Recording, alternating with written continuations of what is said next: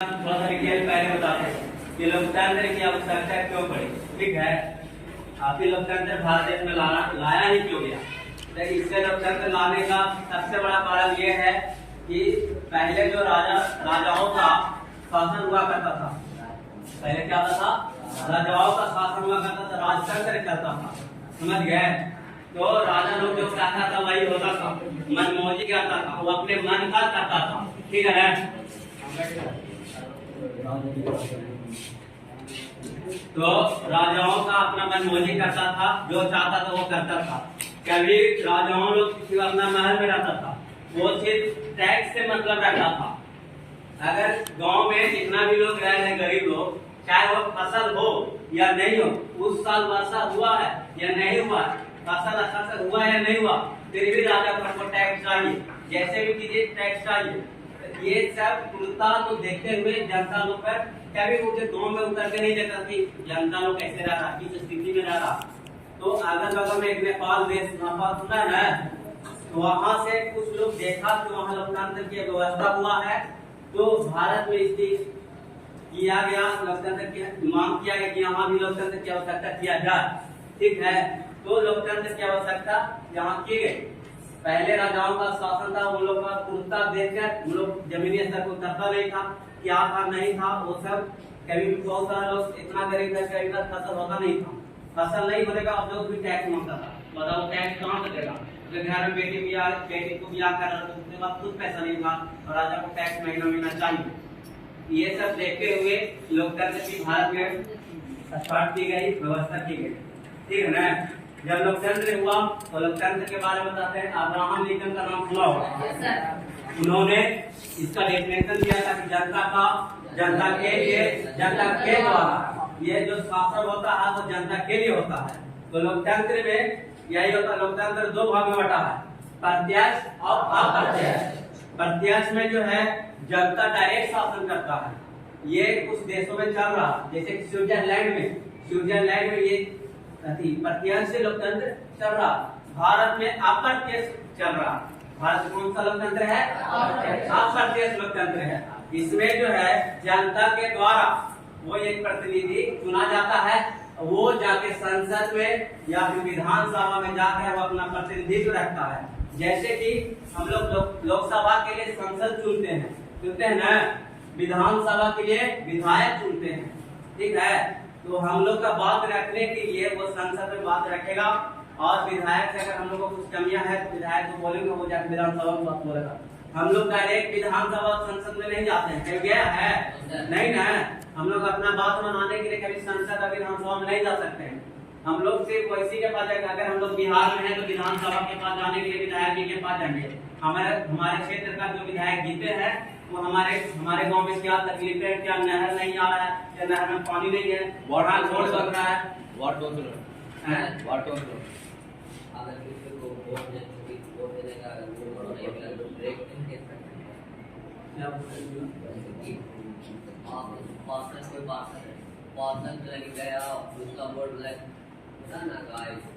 हाँ इस तरह से। हाँ इसका भी है, जैसे कि वोट किसी का वोट करने में नाम ही नहीं रहता, और या वोट दे दिया उनका बैन घोषित हो जाता है। ठीक है, इस तरह से जहाँ पर वो इलेक्शन कमीशन का जो चीफ है उसको जाके पहले बताएंगे। अगर वहां से नहीं सुनता तो हम जाके समझना है कुछ। तो लोकतंत्र की आवश्यकता क्यों पड़ी? क्योंकि राजाओं का पहले शासन था और ये जहाँ तक टैक्स देता था और जनता लोग को सुनता नहीं था जनता किस तरह से रह रहा। ठीक है, इसलिए लोकतंत्र की आवश्यकता पड़ी। लोकतंत्र दो भाग में बांटा गया, इसका डेफिनेशन भी बताएं कि जनता के लिए, जनता के द्वारा, जनता के शासन है ना। अब्राहम लिंकन ने ये बताया था। ठीक है, और ये बताया कि लोकतंत्र दो भाग में बटा है, प्रत्यक्ष और अप्रत्यक्ष। भारत में कैसा लोकतंत्र है? अप्रत्यक्ष लोकतंत्र है। ठीक है, प्रत्यक्ष लोकतंत्र स्विट्जरलैंड में भी चल रहा।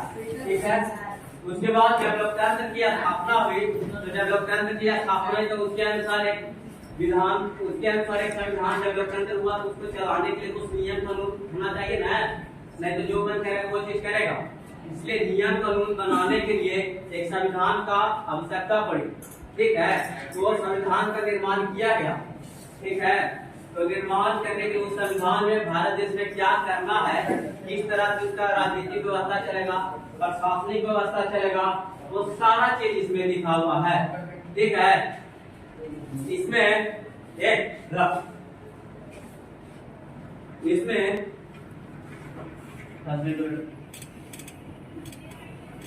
लोकतंत्र यहाँ संविधान की आवश्यकता हो गई, संविधान का यहाँ हुआ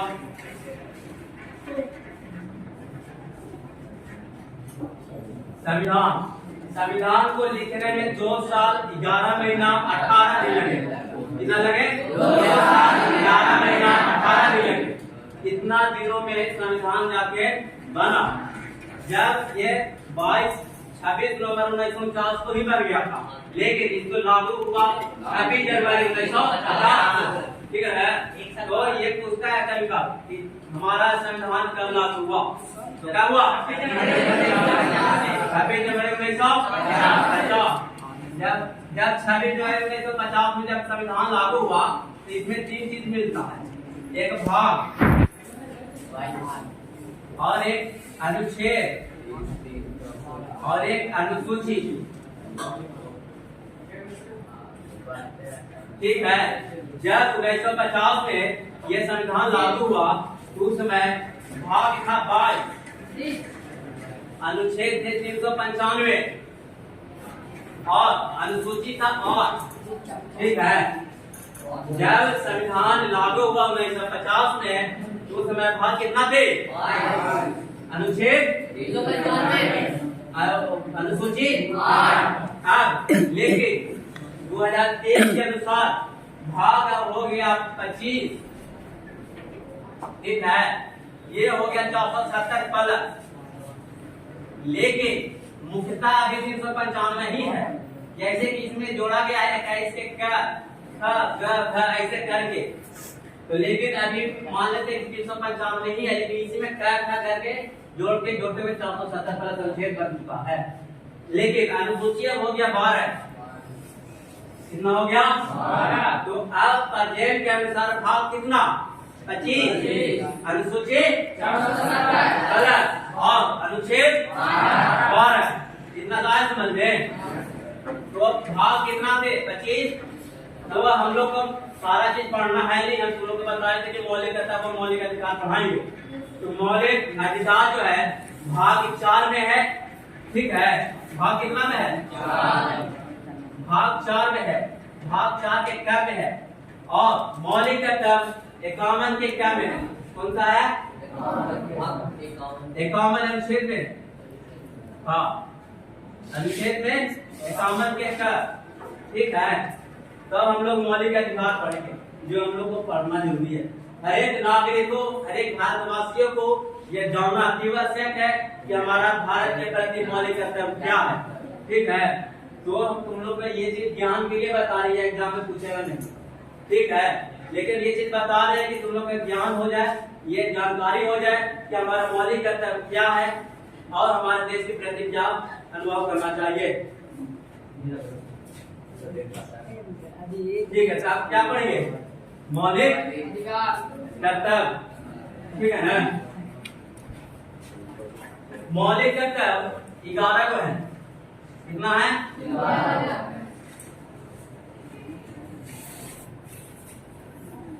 मौलिक कर्तव्य कितना है? 11। लेकिन ये 11 जो मौलिक कर्तव्य है वो जब 1950 में जब लागू हुआ था, उससे 2 साल 11 महीना 18 दिन पहले ही बनाया गया था, बन रहा था। तो उस समय उसके अनुसार परिस्थिति को देखते हुए मौलिक कर्तव्य लिखा गया था, ठीक है। तो इसमें मौलिक कर्तव्य 11 जो है ना वो आपस में कनेक्टेड है एक दूसरे से, ठीक है। तो इसमें जो 11 को मौलिक कर्तव्य है, इसमें से पहला मौलिक कर्तव्य यह है कि सभी भारतवासियों को, सारे स्टूडेंट को, खासकर जितना शिक्षा से जुड़े हुए हैं उन लोग को संविधान को पालन करना है। ये मौलिक कर्तव्य पहला। सभी नागरिक को, सभी भारतवासियों को ये जानना अतिआवश्यक है कि सभी का मौलिक कर्तव्य है कि हम संविधान को पालन करें। दूसरी बात, राष्ट्रीय ध्वज जो है हमारा तिरंगा, उसका सम्मान करें। कहीं भी गिरा हुआ रहे या किसी लाल बहुत तरह का होता है उस तरह से नहीं हो कहीं गिरा तो अपने रोड पर बहुत सारा कहीं भी गिरता है तो उसे उठाकर अपने घर या कहीं अच्छा जगह रख दो, किसी का लाभ नहीं पड़े, उसका सामान होता है। समझ गए? तो ये चीज आज तुम लोग ये अपना कर्तव्य मानो कि कभी भी ठंडा को कहीं गिरते हुए देखें या किसी और तरह से तो उसका हम सम्मान करेंगे, करेगा ना? क्योंकि ये हर एक नागरिक का कर्तव्य है। जब हम भारत देश में रह रहे हैं तो उसका हम अपना सम्मान देंगे, हर एक चीज का सम्मान होता है ना? तो तुम लोग का कर्तव्य होना चाहिए जब भारत की जो ध्वज है तिरंगा उसका सम्मान करें। तीसरी बात इसमें है राष्ट्रगान। राष्ट्रगान का आदर करना है। इसमें जो है इसमें जो कर्तव्य हो गया था, लेकिन इसमें जो है जहाँ तेलंगाना और जब पढ़वाता है तो वीडियो में क्या कर हाँ तो वो रहते हैं राष्ट्रगान जनगण। इसमें कुछ लोगों ने कंप्लेन कर दिया, कोर्ट में केस कर दिया, बोला कि हम नहीं गाएंगे, हमारा मर्जी। समझ गया? तो कोर्ट ने ये आदेश दिया, आगे कर लो ये बेंच तो जगह कोर्ट ने यहाँ आ गया, जिसको सीट नहीं मिला इसमें बैठो, बैठो नहीं इसमें आज फोटो आ गया इसमें बैठो, अरे बैठो। क्या बता रहे थे? राष्ट्रगान बोल रहे थे कि ये दो जगह पे विवाद में चले, तेलंगाना और केरल में, ठीक है? तेलंगाना और केरल में विवाद हो गया, बोला गया कि हम राष्ट्रगान नहीं गाएंगे, तो ये केस चला गया कोर्ट में। कोर्ट ने ये कानून बना दिया कि ठीक है आप गाइए चाहे नहीं गाइए, लेकिन जब आप भारत देश के नागरिक है तो आपको राष्ट्रगान का सम्मान करना है, राष्ट्रगान का सम्मान करना है। पहले आप नहीं गाएंगे मुझसे, लेकिन जब राष्ट्रगान चालू है तो आपको सम्मान मतलब कोई दिक्कत नहीं है, किसी और से पूछ सकते हिलना डोलना नहीं है, सब उसका आदर करना, किसी और से पूछ लीजिएगा। हाँ भाई ये कानून है, इसको कानून बना दिया गया है। तो आपको जब भारत देश में रह रहे हैं, भारत देश का आपको नागरिकता प्राप्त है तो आपको ये मानना पड़ेगा। आप भले गाइए चाहे न गाइए, लेकिन उसको आपको ऐसी आदर करना पड़ेगा, ठीक है? तो ये चीज हो गया ना। पहला क्या है? संविधान को सभी को मानना है, उसमें क्या लिखा वो सबको पालन करना है, ठीक है? दूसरा राष्ट्रध्वज को सम्मान देना है, तीसरा राष्ट्रगान को, ठीक है? और अगला इसमें जो है बहुत सारे जब देश को आजाद करने के लिए बहुत सारे क्या बोलते हैं स्वतंत्रता सेनानियों ने अपना त्याग दिया, जिसके उन्होंने परिवार को त्यागा, बहुत सारे त्याग को उन्होंने अपने घर परिवार को भी खो डाला। इसमें से उन्होंने इतना अपनाई गई तो अपना जान भी त्याग दिए, जाने ना। उन्होंने देश को आजाद के लिए बहुत सारे घटनाओं या जेलों से गुजरे हैं, तो उन्हें याद करना, उनको सम्मान करना है।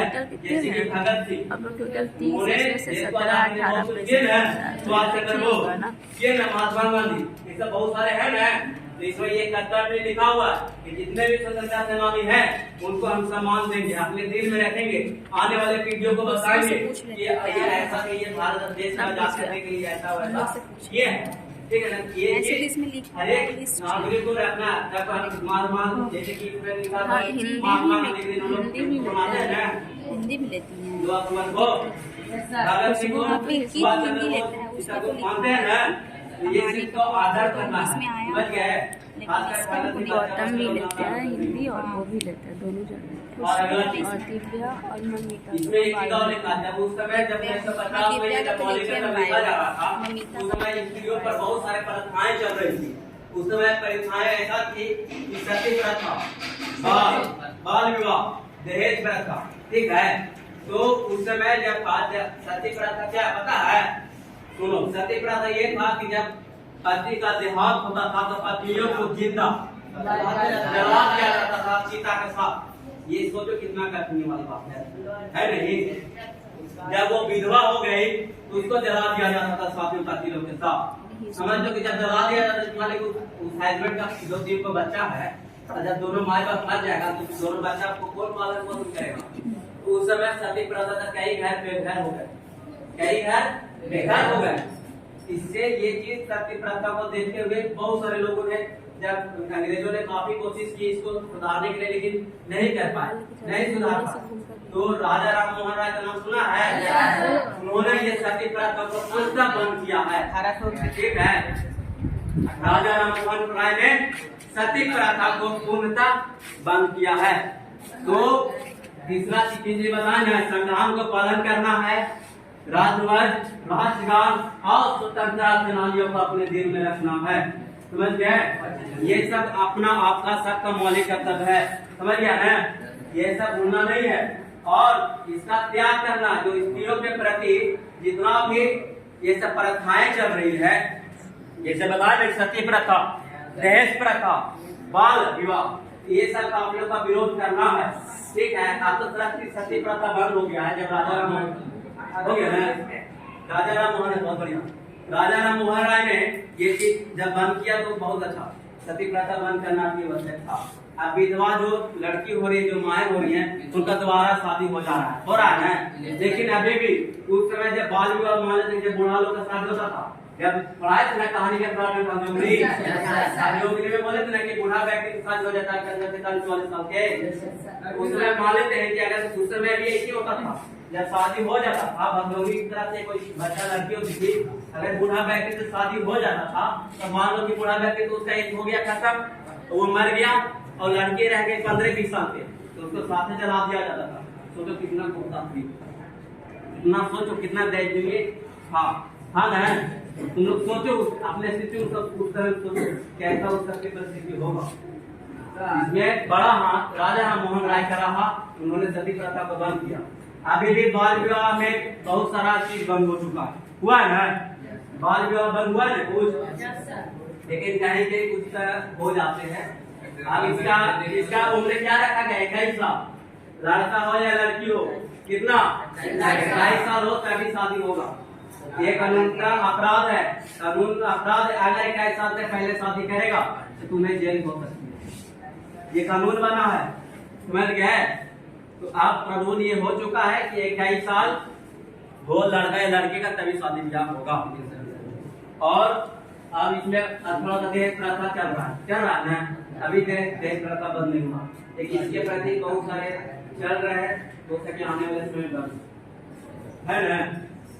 और आगे ये है कि जितने भी हमारे देश को एकता बनाए रखना है, क्या रखना है? एकता बनाए रखना है, आपस में मिलजुल कर रखना है, समाज में जितना क्या है नहीं है वो चीज बना के रखना है, ये सबका मौलिक कर्तव्य है। और आगे हमारे समाज में जितना भी